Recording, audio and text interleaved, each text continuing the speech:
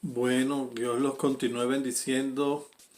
Me preguntaron que cómo hacía uno para pedirle a Dios para que hiciera los milagros en la vida de cada uno de nosotros.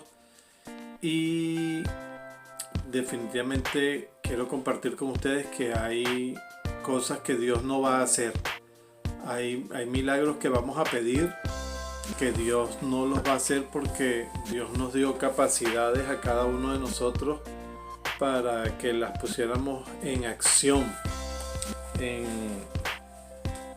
en el Evangelio de Mateo, en el capítulo 7, déjenme, voy a buscarlo aquí en la Biblia. Mateo capítulo 7, versículo 12. Voy a comenzar desde el 7. Mateo 7, capítulo 7, dice la palabra: pedid y se os dará, buscad y hallaréis, llamad y se os abrirá, porque todo aquel que pide recibe, y el que busca halla, y el que llama se le abrirá. ¿Qué hombre hay de vosotros que si su hijo le pide pan le dará una piedra? ¿O si le pide un pescado le dará una serpiente? Pues si vosotros, siendo malos, sabéis dar buenas dádivas a vuestros hijos, cuánto más vuestro Padre que está en los cielos dará buenas cosas a los que le pidan. Así que todas las cosas que queráis que los hombres hagan con vosotros, así también haced vosotros con ellos, porque esto es la ley y los profetas. Y lo importante en este versículo que estamos hablando de cuando le pedimos a Dios y sobre todo en los milagros, es que en el versículo 12, nuestro Señor Jesucristo, el Salvador, el que nos dio la capacidad de poder tener vida eterna, el regalo, el don de la vida eterna, dice que hagamos con los demás como nosotros queremos que hagan con nosotros. A veces parafraseamos los versículos y los parafraseamos mal, porque yo he escuchado mucho: no le hagas a los demás lo que no te gusta que te hagan a ti, y eso no lo dice, no hay ni una sola Biblia que lo diga. En la Biblia dice haz, porque el Evangelio de Jesucristo es un evangelio de acción, porque Dios nos ha dado capacidades que debemos poner en acción y que Él no nos va a dar el milagro porque nos ha dado el don y los talentos para que nosotros los ejecutemos, porque nosotros somos hechos a imagen y semejanza de Dios. En Éxodo capítulo 14, cuando el pueblo de Israel está saliendo de Egipto, está corriendo, el faraón los está persiguiendo, llegan, el faraón está detrás, el mar rojo está delante. Moisés muy eufóricamente le dice al pueblo que Dios va a pelear por ellos, que no se preocupen, que Dios los va a salvar. Y precisamente en el versículo 15 del capítulo 14 de Éxodo, Dios le dice a Moisés: ¿por qué clamas a mí?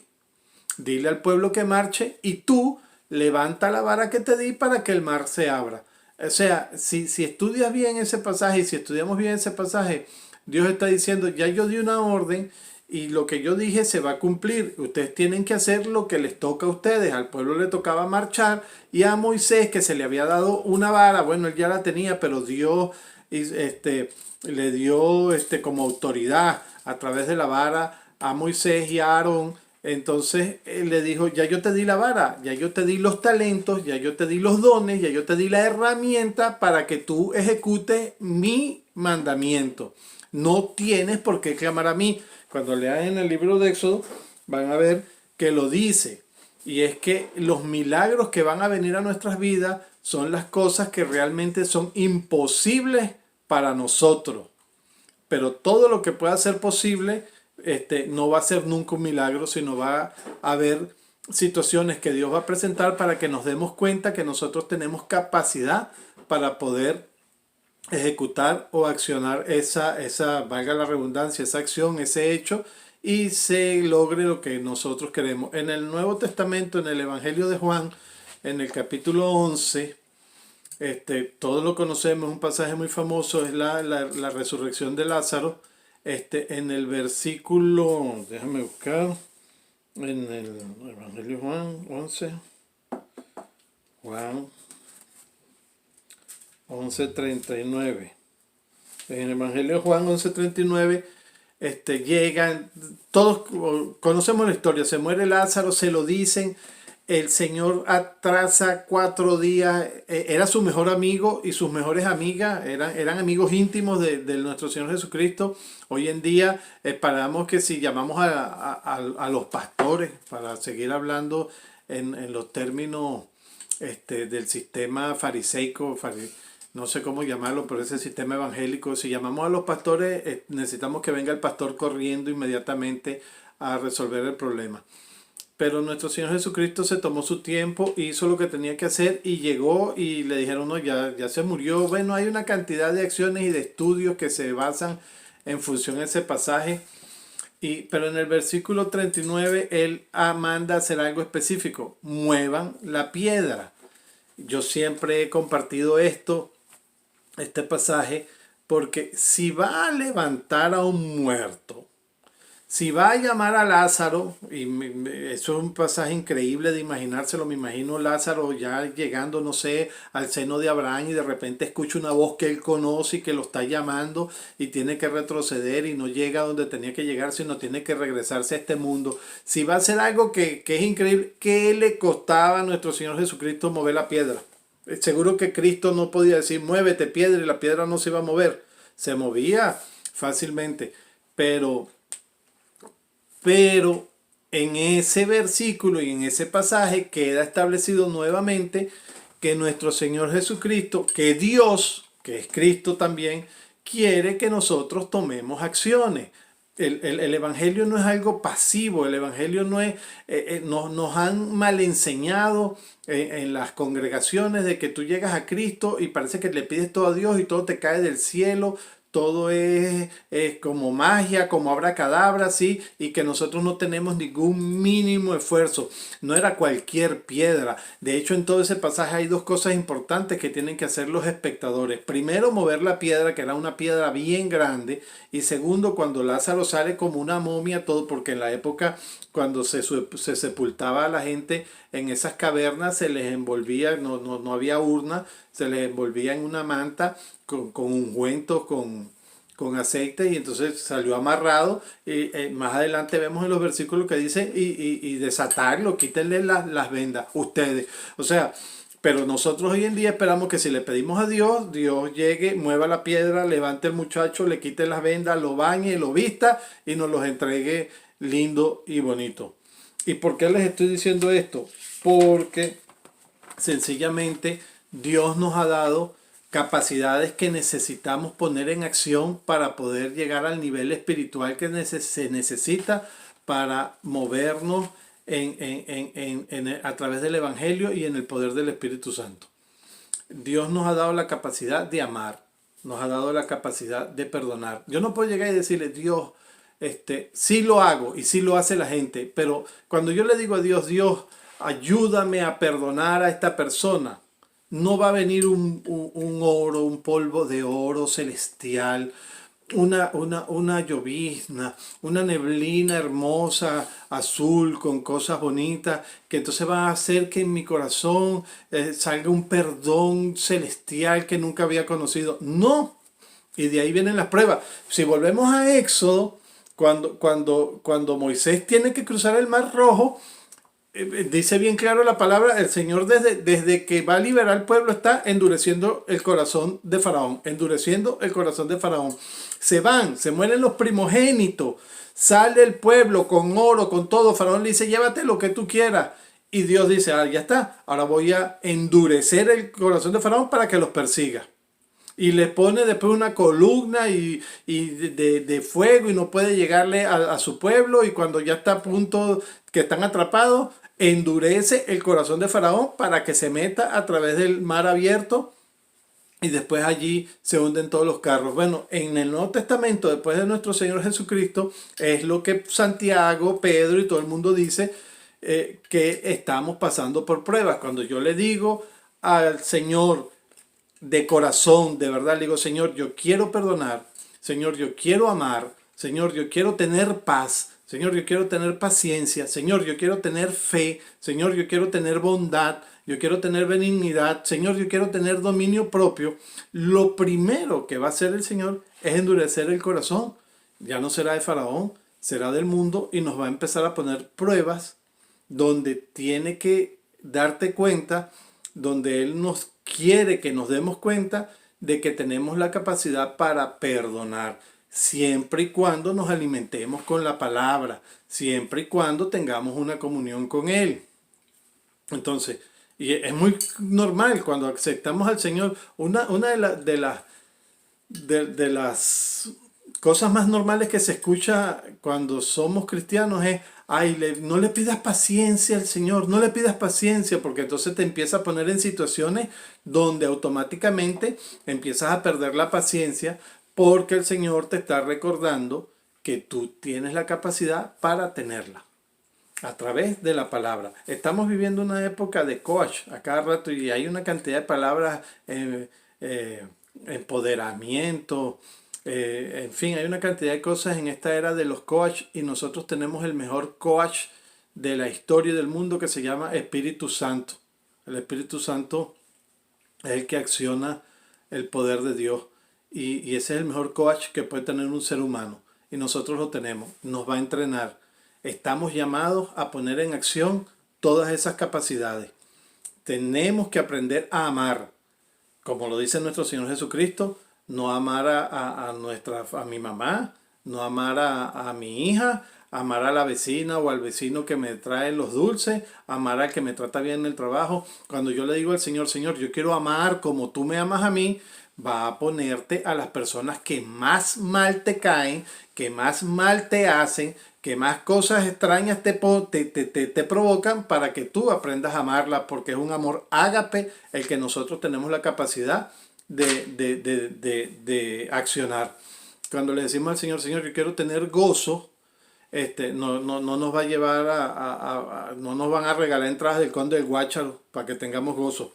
Cuando le decimos, Señor, que quiero tener gozo, nos va a poner en situaciones donde tiene que después de aprender a amar, y es el orden como lo expliqué en unos videos anteriores, después de amar, es fácil poder tener gozo. Por eso que es lo esencial, y creo que ya lo había prometido y lo tengo que cumplir, vamos a ir estudiando cada uno de estos componentes del fruto del Espíritu Santo que tenemos que poner en acción.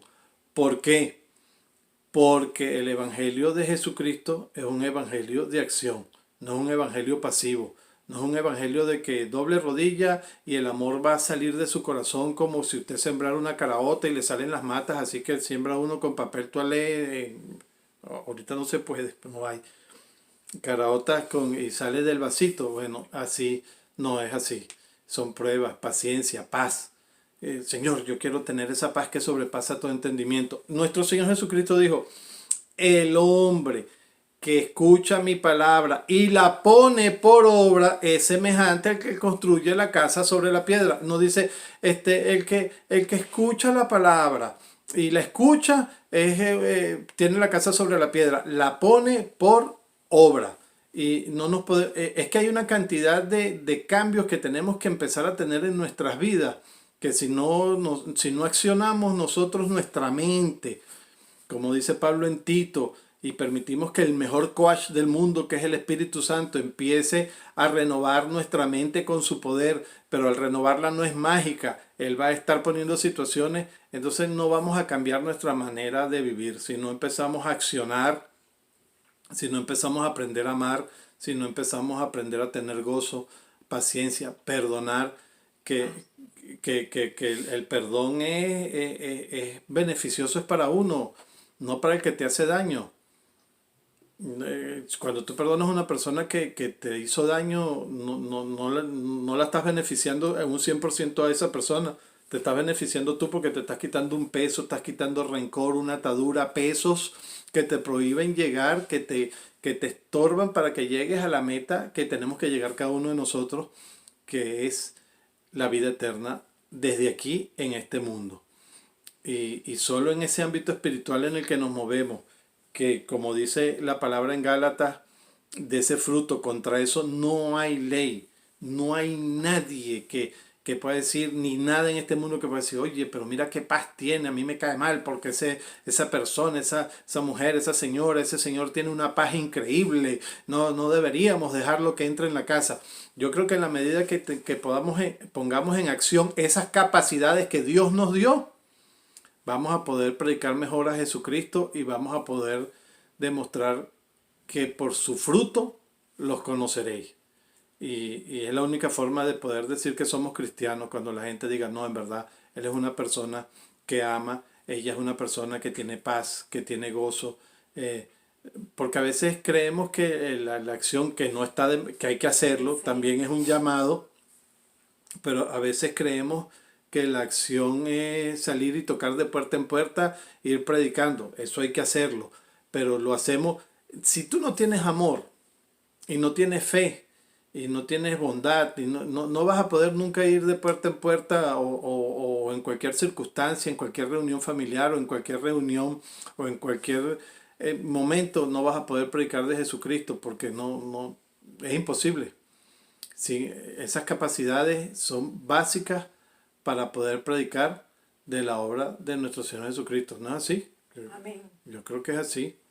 Y eso es lo que quería compartir en base a que hay los milagros que Dios nos va a hacer. Uno puede pedirle a Dios ay, Dios, hazme un milagro, yo quiero tener mucho dinero. Él nos dio la capacidad, administrándonos, comenzando a entender que nada es nuestro, nos dio la capacidad de que nosotros podemos hacer dinero. Yo no puedo decirle, Dios, dame la capacidad de tener mucha fe. Ya cuando yo creí en Cristo Jesús, Él puso el hacer y el querer en cada uno de nosotros, y la misma cantidad de fe en todo el mundo. Lo que varía es cómo la ejecuta. Pero no es que yo tengo más fe y la otra, no es que Dios dice, Aumentame la fe. sí, Dios le dice, vamos a darle más fe a este y vamos a darle más fe al otro. La paz que sobrepasa todo entendimiento, Él nos dio capacidad para tener paz en situaciones graves que en este momento, y no lo he querido nombrar, los que somos cristianos deberíamos tener más paz que nadie. A mí la gente me ve y me dice, ¿tú estás nervioso? Y le digo, no, yo no estoy nervioso, yo no cumplo con las normas, cumplo con las leyes que se establecen, pero yo no estoy nervioso, yo tengo paz. ¿Por qué? Porque yo sé quién me ha llamado, yo sé de quién dependo, yo sé quién obra en mi vida y tengo paz. No quiero, y los que me conocen, no quiero dar alarde aquí de que yo soy un arbolito de fruto del Espíritu Santo. Hay muchas cosas que todavía tengo que seguir trabajando y que sé que Dios me va a seguir poniendo pruebas para que las siga poniendo en acción. Y cada uno de nosotros nos vamos dando cuenta cuando las vas poniendo en acción. Tú empiezas a darte cuenta cuando estás amando más, te empiezas a dar cuenta cuando tienes más gozo, te empiezas a dar cuenta cuando tienes más paz, más bondad, más benignidad, más fe, más paciencia. Todo eso uno se da cuenta, y además el Espíritu Santo te va mostrando y te va elevando. Y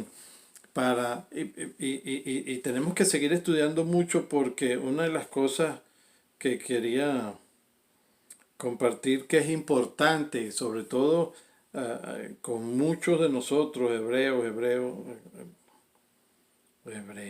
ay, Pablo, yo digo que Hebreo lo escribió Pablo. Hay gente que dice que no, pero yo estoy convencido que sí. En Hebreos capítulo 6 dice, por tanto, dejando ya los rudimentos de la doctrina de Cristo, vamos adelante a la perfección, no echando otra vez el fundamento del arrepentimiento de obras muertas, de fe en Dios, de la doctrina de bautismo, de la imposición de manos, de la resurrección de los muertos y del juicio eterno.